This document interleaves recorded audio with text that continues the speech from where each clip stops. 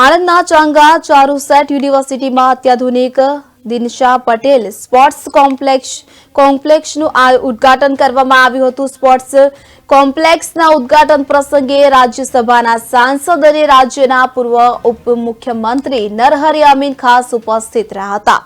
ભૂતપૂર્વ કેન્દ્રીય કેબિનેટ મંત્રી અને દાતા દિનશા પટેલ દ્વારા ₹3 કરોડનું માતબર દાન આપવામાં આવ્યું હતું।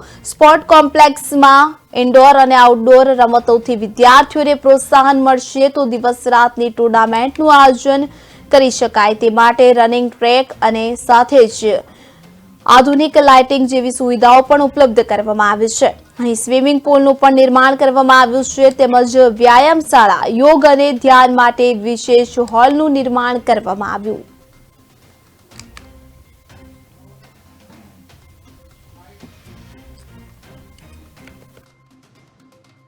સ્પોર્ટ્સ કોમ્પ્લેક્સ ખુલ્લો મુકાય છે એનો આનંદ છે। ઇન્ડોર ગેમ્સ સામાન્ય રીતે ટેબલ ટેનિસ છે, બેડમિન્ટન છે, ચેસ છે, કેરમ બોર્ડ છે, એ બધી જે રમતો છે એ રમતોના સુવિધાઓ યુવાનોને પ્રાપ્ત થાય અને યૌવન હું માનું છું કે સાહસિક બને, વિચારશીલ બને અને ખંતીલું બને, સાથે સાથે એકબીજાને સુમેળભર્યું જીવન જીવે એ માટેનો આ કોમ્પ્લેક્સ હું માનું છું યુવાનોને એક નવી પ્રેરણા આપશે। અને ચારુસેટ યુનિવર્સિટીએ જ્યારે આ સાહસ કર્યું છે ત્યારે કેવી રીતે એમાં સહભાગી બનાય એ માટે સહભાગી બનવા પૂરતો જ હું આમાં જોડાયેલો છું। અને હું એવું માનું છું કે સામાન્ય રીતે રમતની બાબતમાં ગુજરાત હજુ બહુ પાછળ છે। એટલે ગુજરાતને જ્યારે ઓલિમ્પિક મેળવવાની વાત છે ત્યારે હું એવું માનું છું કે ઓલિમ્પિક મળશે 36માં। તો મને પોતાને એવી ઉમેદ છે કે હું ને સુરેન્દ્ર કાકા, નરહરી અમીન બી ઓલિમ્પિક જોવા રહીએ અને ગુજરાતમાં ઓલિમ્પિકનું માળખું મળે અને દેશને ઓલિમ્પિકના આયોજકોને કહીએ કે તમે અમારા ગુજરાતને ઓલિમ્પિક આપો અને ગુજરાતના યુવાનો ઓલિમ્પિક જોઈ શકે નહીં પણ એની અંદર પાર્ટિસિપેટ થઈ શકે ને રમી શકે એ વિચાર બી આ હોલ સાથે જોડાયેલો વિચાર છે। કારણ કે એને કારણે એમને શિક્ષણ પ્રાપ્ત થશે અને સારા વિચારો પ્રાપ્ત થશે, ભાઈચારાની પ્રવૃત્તિ વધારે વિકાસ પામશે। એટલે એ રીતે રમતનું મેદાન હું માનું છું વિચારોના ઉમંગની સાથે સાથે એકબીજા સાથેના આપસના સંબંધો કેળવવાનું એક સાધન છે।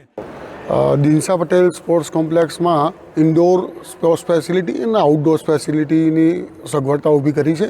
એમાં ઇન્ડોરમાં table tennis, badminton, basketball, handball, કુસ્તી, ટેકવોન્ડો, જુડો જેવી વગેરે રમતોનું આયોજન કરાય અને છોકરાઓની આ સુવિધા ઉપલબ્ધ થાય એ માટેની વ્યવસ્થા ઊભી કરવામાં આવી છે। અને આઉટડોર સ્પોર્ટ્સ અરેનામાં બાસ્કેટબોલ, વોલીબોલ, ફૂટબોલ અને એથ્લેટિક ટ્રેક વગેરેની લાઇટિંગ સાથેની સુવિધા ઊભી કરવામાં જઈ રહ્યા છે।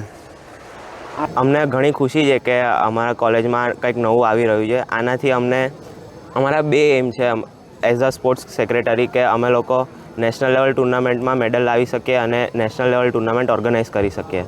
બીજું એ કે અમને સારી ફેસિલિટીઝ મળી રહી છે જેના થકી અમે ડે એન્ડ નાઇટ પ્રેક્ટિસ કરી શકીએ અને સારા રિઝલ્ટ્સ લાવી શકીએ નેશનલ લેવલ।